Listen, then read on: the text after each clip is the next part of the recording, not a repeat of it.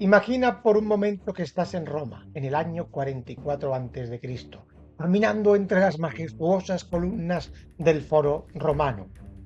El sol ilumina las estatuas de los dioses mientras las multitudes murmuran sobre los recientes eventos que han sacudido la República. De repente, el nombre de Marco Antonio resuena en el aire. ¿Un héroe? ¿Un traidor? ¿Un amante apasionado o un político astuto? Hoy desentrañaremos la verdadera historia de uno de los personajes más fascinantes y controvertidos de la historia romana, Marco Antonio. Eso sí, antes de entrar de lleno en su historia, suscríbete a nuestro canal y déjanos un like. Marco Antonio nació en el año 83 a.C., en una familia noble de la gens Antonia, una familia con una larga, aunque algo deslucida, historia en la República. Desde joven se vio rodeado por la turbulenta política de Roma, pero también por los privilegios que su linaje le ofrecía.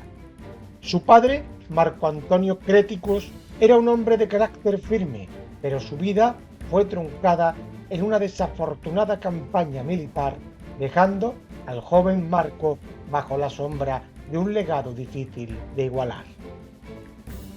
Sin embargo, la verdadera influencia en su juventud vino de su madre, Julia Antonia, una mujer de carácter fuerte que, según algunas fuentes, supo guiar a su hijo en los primeros pasos de su vida política y militar.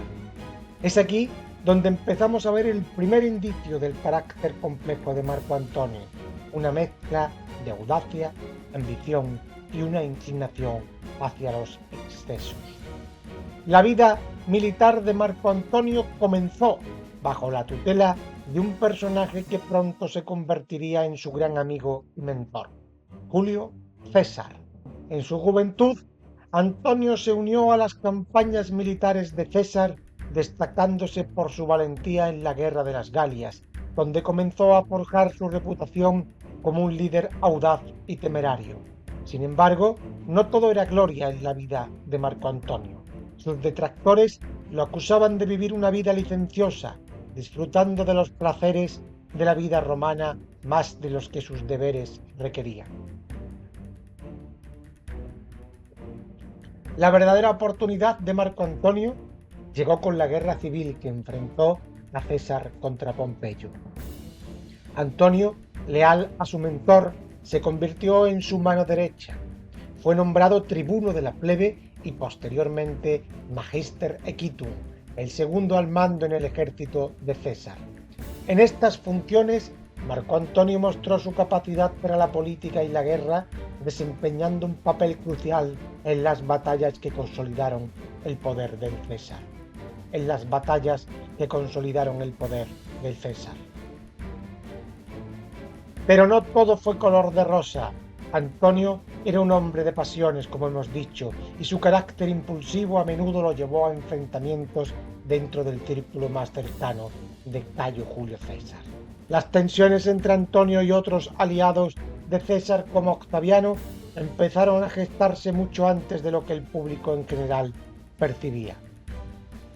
Luego llegó el fatídico día de los Idus de marzo en el año 44, cuando César, el hombre que había transformado Roma y el mentor de Antonio, fue asesinado por un grupo de senadores que clamaban defender la República. Marco Antonio, que había intentado sin éxito impedir el asesinato, se encontró en una posición peligrosa, pero su respuesta fue rápida y contundente. Pronunció uno de los discursos más famosos de la historia, donde con una hábil mezcla de retórica y manipulación emocional logró convertir al pueblo en contra de los asesinos de César. Tras el asesinato, Marco Antonio se encontró en medio de un caos político. Fue entonces cuando formó el segundo triunvirato junto a Octaviano y Lépido, una alianza que les dio el control de Roma, pero que sembró las semillas de la desconfianza y el conflicto que definirían los siguientes años. Pero por supuesto, no podemos hablar de Marco Antonio sin mencionar a Cleopatra, la reina de Egipto. Tras la formación del triunvirato, Antonio se dirigió al este, donde se encontró con Cleopatra, y lo que comenzó como una alianza política rápidamente se convirtió en uno de los romances más legendarios y celebrados de la historia. El amor entre Antonio y Cleopatra no solo desafió las normas sociales de la época, sino que también alteró la balanza del poder en Roma.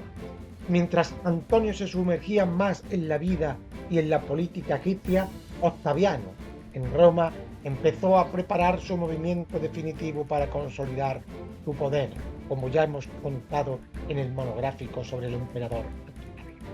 La ruptura entre Antonio y Octavio fue inevitable, y el enfrentamiento culminó en la batalla de Actium en el año 31 a.C., una de las batallas navales más decisivas de la historia antigua. Antonio, junto a Cleopatra, luchó con valentía, pero sus fuerzas fueron derrotadas por la flota de Octaviano. Este fue el principio del fin para Antonio. Tras la derrota de Actium, Antonio y Cleopatra huyeron a Egipto. Con Roma bajo el control de Octaviano, la pareja se vio acorralada y sin opciones. Marco Antonio, el hombre que una vez había sido una de las figuras más poderosas de Roma, decidió no enfrentarse a la humillación de ser capturado. En un último acto de desesperación, se quitó la vida. Cleopatra, tras enterarse de la muerte de Antonio, decidió seguirlo en su camino hacia el otro mundo, poniendo fin así a uno de los capítulos más fascinantes y trágicos de la historia antigua. La vida de Marco Antonio es una mezcla de gloria y tragedia, de grandes victorias y derrotas devastadoras. Fue un hombre que vivió intensamente, que amó apasionadamente y que al final fue consumido por sus propias ambiciones y pasiones. Su historia es un recordatorio de la fragilidad del poder y de cómo en la Roma antigua la línea entre el éxito y la caída podía ser tan delgada como la hoja de una espada. La próxima vez que pienses en los grandes personajes de la historia, recuerda a Marco Antonio no solo como un general y un político, sino como un hombre que encarnó las grandes virtudes y los trágicos defectos de su tiempo, un hombre cuya vida y muerte aún resuenan en las páginas de la historia. Ya sabes, si te ha gustado, déjanos un like, suscríbete a nuestro canal, comenta y comparte.